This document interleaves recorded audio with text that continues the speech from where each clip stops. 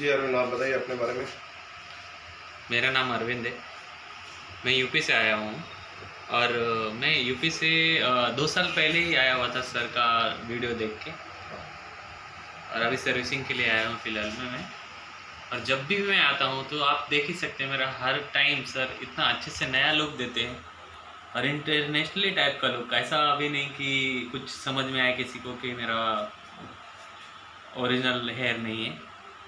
Every time hammers. कम rate में यहाँ पे जो काम होता है तो क्वालिटी में कॉम्प्रोमाइज़ है क्या? मतलब आप जो दिल्ली के वीडियोस देखते, जो वो लोग 25-25 हज़ार में काम करते, वही काम हम 6,000, 8,000, 10,000 में करते हैं कि नहीं करते? सर क्वालिटी तो हाई, एकदम हाई से हायर क्वालिटी रहती है आपकी। हाँ। बट जो आपका रेट है सर बहुत ही कम है। हाँ।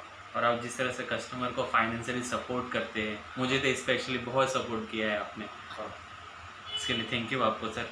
और बहुत सारे कस्टमर को भी आते हुए देखा है मैंने, बहुत आते हैं।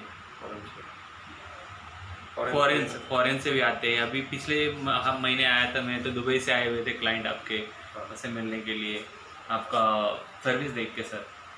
टेक्निक जो आप यूज़ करते हैं, हैमर टेक्निक या अलग अलग की जो टेक्निक है, बाकी किसी भी हेयर पैच वाले के पास नहीं रहती सर ऐसी टेक्निक।